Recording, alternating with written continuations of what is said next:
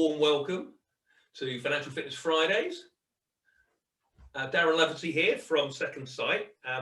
For those of you that haven't been on one of these sessions before, this was born out of an idea by what's his Joe Wicks, of course, and he was doing that thing during lockdown, that keeping fit. So somebody said, why don't we do something on the financial side of things? So that's what we're doing. That's why we call it Financial Fitness Fridays. So really today's about getting your sweat on.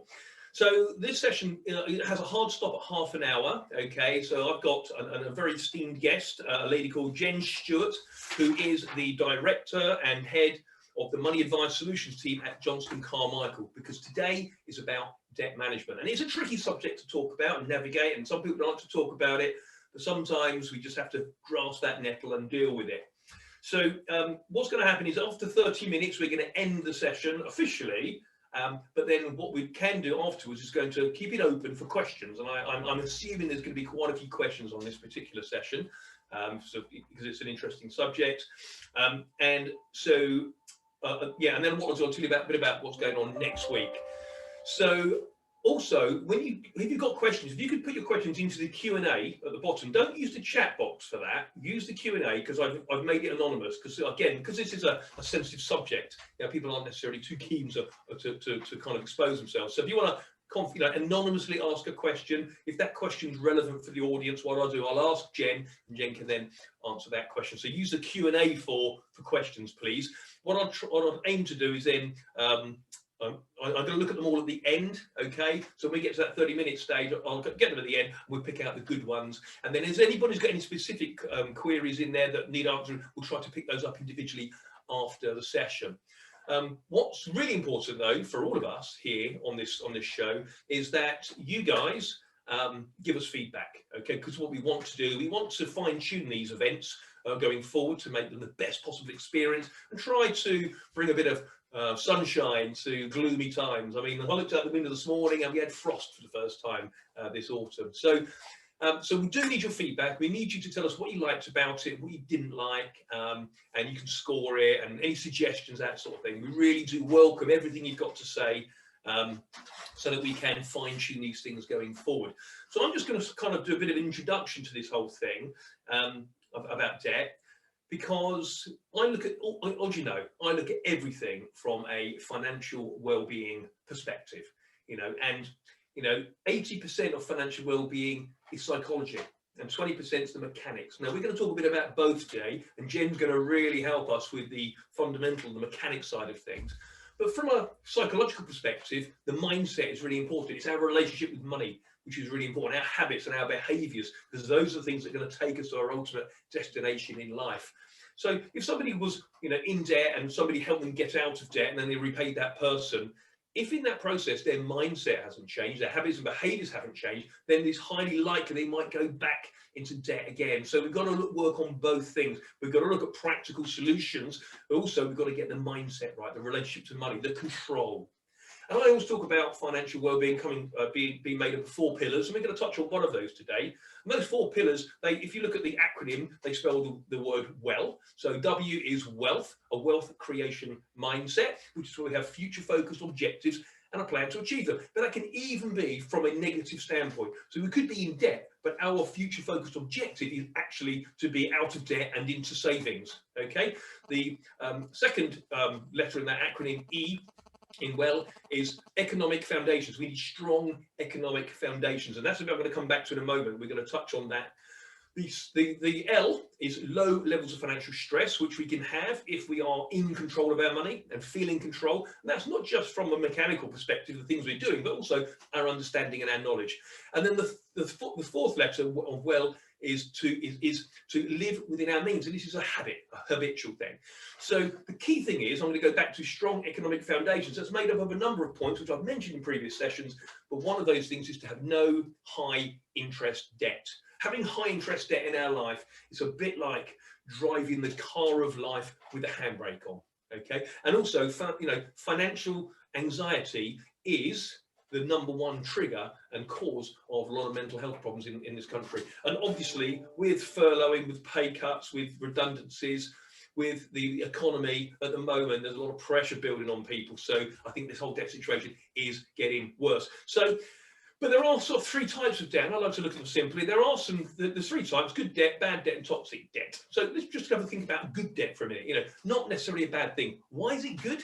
Well, it's good because it's debt that you've used to invest in yourself. It might be you've invested in your education.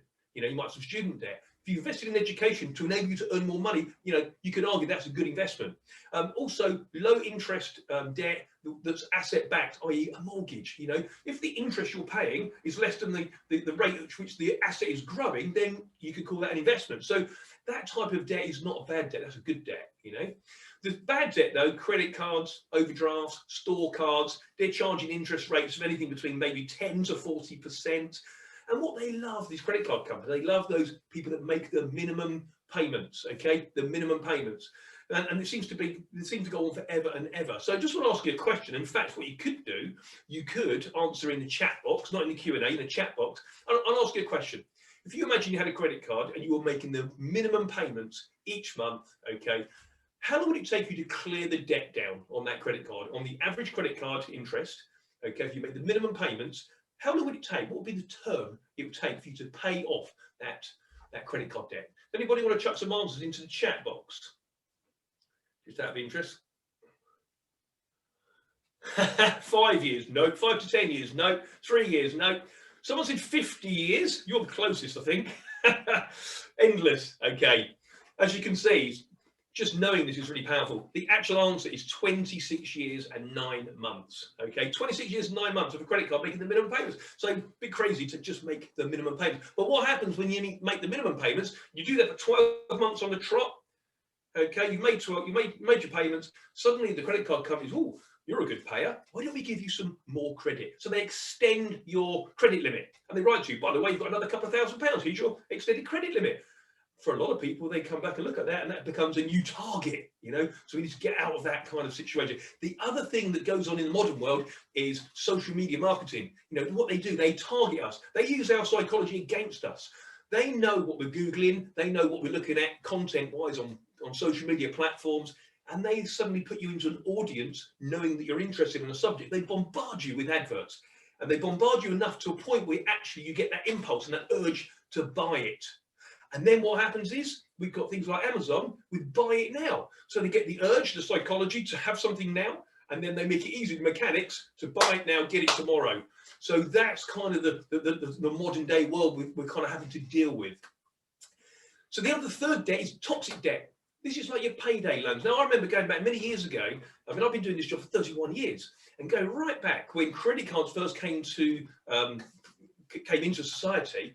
There used to be an advert called The Flexible Friend, and it was a little character, a credit card with little arms and legs, and he used to have a little pound note, pound sign running around with him. It was like cash was the poor relation to credit, and it normalised credit cards. Terrible. And then in more recent years, go back the last 8-9 years, Wonga, you know, payday lenders, you know, they created little old people puppets to normalise debt, normalise that kind of payday lending, but they charge extortionate interest rates. Now, with all the fees and everything else wrapped up, you come up with what's called an annualized percentage rate. The maximum they can charge is now 1,700%. 1,700% is the APR, the maximum they can charge, and a lot of them do charge it. In fact, a lot of them charge 4 times that a few years ago before the regulations came in. So even with the regulation, it's 1,700%. So just to put this into perspective before we introduce Jen, let's imagine you borrowed £100. Okay, you can use the chat box for answers again if you like. If you borrowed £100 and you applied 1,700% interest to it for 4 years, okay, £100 at 1,700%. Now this is unrealistic because you'd pay it off sooner, but just play the game with me. £100 debt, 1,700%, 1,700% for 4 years. Have a guess how much your debt would have accrued to at that interest rate over 4 years. Any answers coming in there? Any guesses in the chat box? 100k, someone said. Forever. 100k. No. I can tell you what, after this event, get your calculator out and try it. It's over £8 million. Okay, so we want to avoid going there, and anyone you know going there. So without further ado, I'm going to introduce you to our lovely esteemed guest, Jenn Stewart. Jenn, are you there? Yay! Good morning. Welcome to Financial Fitness Fridays. Thank you very much for having me today. Delighted to be here. Excellent. Really looking forward to listening to what you've got to say on this really important subject, a subject which has really got more and more important this year, hasn't it? For sure, you know. Yeah. I do have a whole bunch of questions for you, and I'm sure there's going to be loads of questions from the audience as well. So should I just get cracking with my set questions? Absolutely. Fire away. Brilliant. Thanks very much. So just to start off with then, and what advice would you give to someone that is just starting to notice that they're using an overdraft and starting to creep into their credit cards a little bit more than usual, which I think could be a lot of us this year? Yep. Well, I think the first thing I would say is recognition. I think that your expenditure is exceeding your income and that you're becoming more reliant on credit with the use of overdrafts and credit cards is a really positive step, because if you're burying your head in the sand, not addressing anything, that recognition point is really, really key. The next step is that actually individuals can need to take control of their financial situation, understand exactly what is going on. And in order to do that, you need to really have a full awareness of what debts you actually have, what that household budget looks like, again, so you know best how to manage household bills and debts that you may be dealing with. So there are a couple of steps that you can take to gain control of your finances. And like I mentioned there, understanding what those debts are and how much is still to pay is absolutely critical. Collect all the information about your debts, look at the contracts, look at the bills, look at the statements, make a list of these debts, write them down. And the details might include, you know, who you owe money to. This is often referred to as your creditor. How high is that interest you're repaying? And Darren's just touched on that. When you've missed a first payment, how much you owe, your account and reference numbers, what activity has the creditor perhaps taken to get that money back. And I would really emphasize the point, try not to worry when you see all your debts written down, because the important thing here is that a start has been made to actually sort things out. You also need to have that full understanding of the financial situation in the household. How's it best to manage those household bills and debts that you may actually be dealing with? Making a budget is really crucial. It's a crucial step towards taking control of your finances and getting your situation back on track, because budgeting helps you to see where money is going. It's easier to make sure that you've covered all the things that you need to actually pay. You know, making that budget is a great way to identify the areas where you make savings. So, for example, energy bills. You might also find that you're actually spending more on than you thought on interest charges for credit cards, overdrafts, catalogues. And as most of your household bills and debt payments are made monthly, I would also suggest that you try and basically make all your figures monthly, change everything into monthly amounts. And don't forget those bills that basically are only paid for once a year. For example, Christmas, car repairs, vet bills. And to simply get that into that monthly format, just work out your yearly cost and divide it by 12. It gives you that monthly figure to include in your budget. And if you're not sure what you're spending your money on, try writing everything down for a month, and it'll give you a clearer idea of your regular spending. You know, some of us do weekly or monthly shops, but others go to the local shop 2 or 3 times a week, and you know, there's just money that seems to just drip away. So taking that time to work out a budget to cover your living costs and debt payments can help you take control of your finances and your life again, which really plays into that well-being part. It can also put you in a much better position to deal with those unexpected expenses that sometimes fall in. So whether you're worried about missing important payments or simply wanting a clearer picture of your finances, there are lots of benefits to making a budget. And if you're looking to seek help at an early stage, the first question anybody is going to ask you are, who do you owe money to, and have you prepared a budget? So if you're having problems making your monthly payments, I really would recommend contacting, you know, an advisor who can help resolve this. I'm just thinking that for a lot of people, I would imagine, I've been doing this job for a long time, and there are people out there that are avoiding the pain of just accepting the situation. They're kind of avoiding it, kind of blocking it out, not going there. And it's very difficult sometimes. What you're talking about is logical. Let's take some action, take control. And it's easier said than done, I think, from a psychological standpoint. One technique that can be used there is actually play the movie of your life into the future for, say, 2 or 3 years on your current plan, on your current strategy, and just look at the world then. And suddenly what happens is, if that is a very black picture, the pain of that black picture can be enough to get you to start the process now, because actually that's a bigger problem than the one you've got to currently overcome. So that's a really powerful thing, to play the movie forward into the future. The other thing I do like is budget planners. It sounds a bit tedious and boring, but actually the Money Advice Service do a great one, free of charge. They're not trying to sell you anything. You can stick your information on there, but what I love about it is you get the facts right in front of you. There's no hiding places. It's right there, your situation.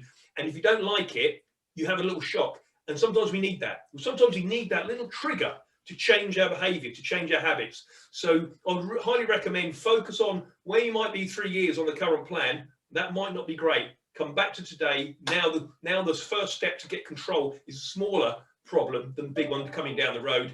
Do the budget plan until you get to the facts and you can see your own situation, and that you might not like, but that is your trigger to change. So, okay, brilliant. What about someone that's maxed out on, say, 3 credit cards, paying the minimum payment each month? What could they do? So again, if someone is maxed out on 3 credit cards, it does sound like their debt situation is slightly spiraling out of control. And if they're not careful, credit cards can be a really expensive way to borrow, especially when it takes such a long time to pay off what you own if you can't pay the balance. So again, as we've already touched on, just making that minimum payment is the lowest amount that you can pay in your credit card balance. When you only make the minimum payment each month, the debt takes such a long time to reduce, because your payment mainly goes towards the interest, and only a very small portion of that goes towards paying back the actual balance. And credit cards are covered by the Consumer Credit Act, and it means there are strict rules that your creditors must follow if you are struggling to pay your credit card bills. And I'd refer to the points that I made in the first question about the importance of really understanding your finances, and so they know exactly what you can afford each month. Work out the budget by listing income and expenditure without relying on any further credit, and turning this into a monthly plan.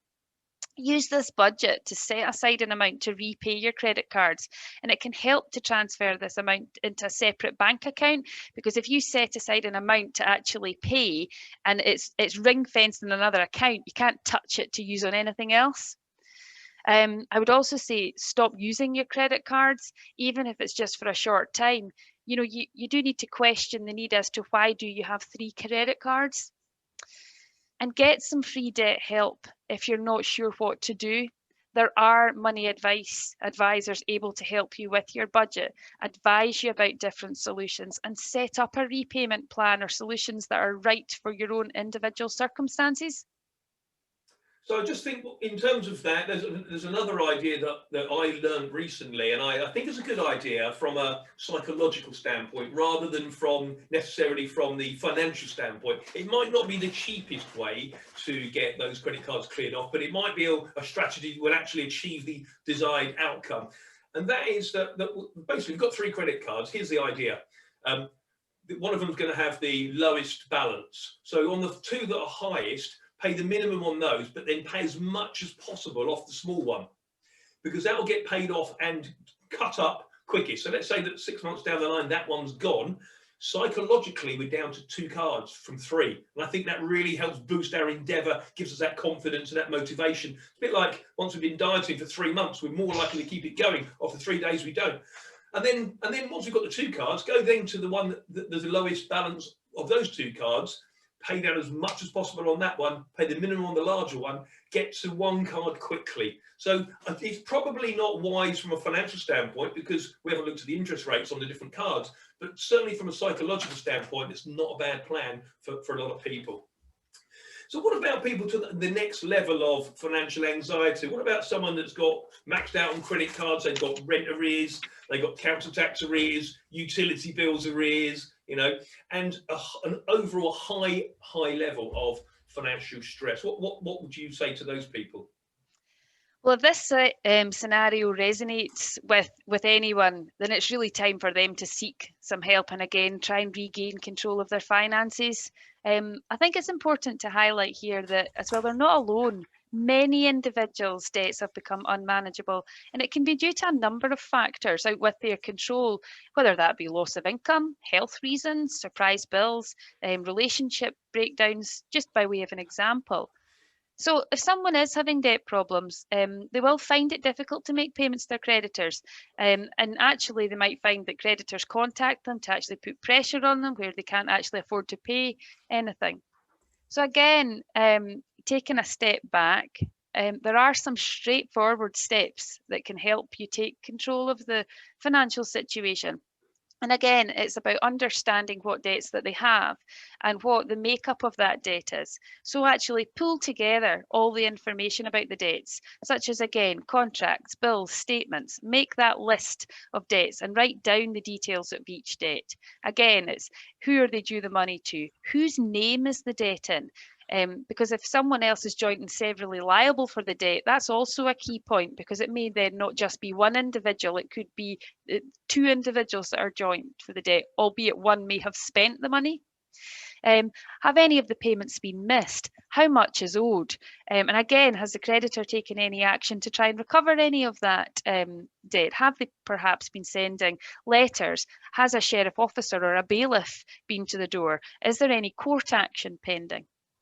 So again, if you're not sure of who to pay because things have basically gotten so out of control, then I would suggest obtaining a copy of your credit report, because this way that'll show you the money that's been borrowed, what the outstanding balances are due to the lenders.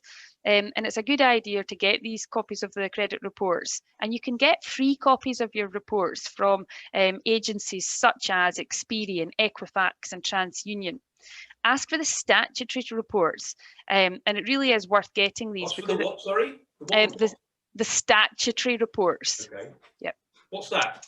It's basically the report that will just give you the factual detail of exactly who the lender is and what the outstanding balance is. And so the companies you recommended there were Experian, Equifax, and who's the other one? TransUnion. TransUnion. So people Yep. just Google them, they can go on, put the details in and get a credit report, can they? Yep, sign up for the free report, and often you get the option to get a free trial, and that's what you want to do. And then because you're not then having to pay any monthly subscriptions for that. Brilliant. Okay. So you mentioned third-party intervention. I think sometimes we all need all the help we can get out there. And we mustn't be too proud. I mean, this is one of those taboo subjects for a lot of people. They don't, they don't want to talk about it. So mental health and financial problems are two big taboos, especially in the workplace. You mentioned third-party intervention.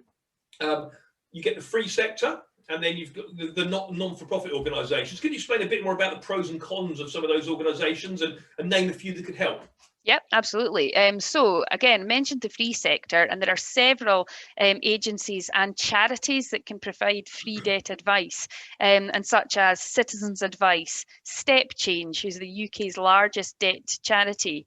There's the National Debt Helpline, and a lot of your local authorities have money advice departments as part of their trading standards teams. There's Money Advice Scotland, and there are lots of smaller debt charities. So there are so many advantages and pros really about dealing with the free sector. I think the key point is it is free. There are trained and qualified money advisors in most of these agencies that are used to dealing with all of these problems on a day-to-day basis. So you may go in thinking, gosh, this is a problem that I have. Nobody else is in this situation. But actually, it is their bread and butter day-to-day work. That is what they're doing. These agencies will help you work out your budget, your income and debts, and basically just help you get control of your situation again. They will use the information provided by you to find a solution to your debt that suits your situation. And they'll assist you in setting up some of the debt solutions and offer support, however long that might be needed for. And any areas that they may be lacking in?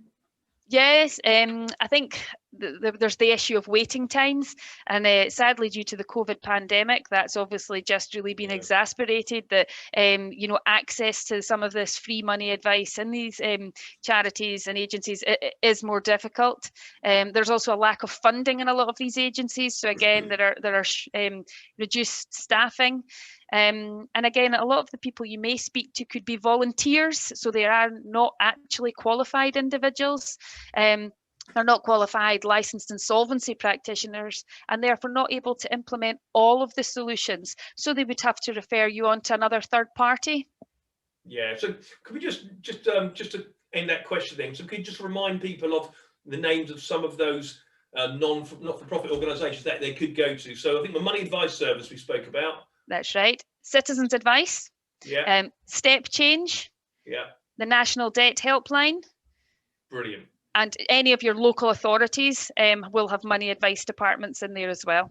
Thanks very much. So we've done a bit of credit card bashing. I have had a little note come through. It's a good point, actually. Someone said, look, use of credit cards, not necessarily just for credit purposes, but perhaps for safety in purchasing. So yes, used sensibly and repaid at the end of the month. Absolutely. So let's not forget that. So thanks for pointing that out to that person that did. Okay, final question for you on this section of it before we wrap up is, what about private sector professional support? What are the pros and cons of that? I've heard of this terminology, an insolvency practitioner. What are they? Where can you find one? That sort of thing. Yep. So the private sector also offer debt advice, and in some instances it is also free. If someone's financially distressed, the importance of getting good advice is impossible to overstate. The Financial Conduct Authority regulate financial advice in the UK, and this includes all debt advice given by free debt management companies and by charities.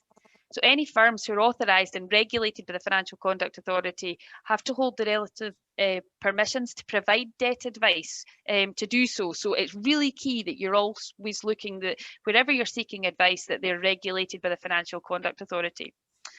Now, a licensed insolvency practitioner is someone who is licensed and authorised to act in association with an individual, a partnership or a company facing insolvency. And most insolvency practitioners are accountants or insolvency specialists working in firms of accountants and are experienced and qualified advisors and able to provide debt advice. Insolvency practitioners also have additional layers of regulation and are regulated by official bodies such as the Institute of Chartered Accountants in England and Wales, the Institute of Chartered Accountants in Scotland, for example. What does it exactly do? What exactly does it, in simple terms, what does an insolvency practitioner actually do as a solution? Yep. So the role of an insolvency practitioner is to, to assist an individual or company basically take control of their finances. Their job is to essentially look at realising any assets and any contributions that are made available from the individual or the company to repay the creditors in a fair and reasonable manner. So they essentially sit as the middle person to actually make sure the individual is treated fairly and make sure that the creditors are repaid the money back as to what's due to them.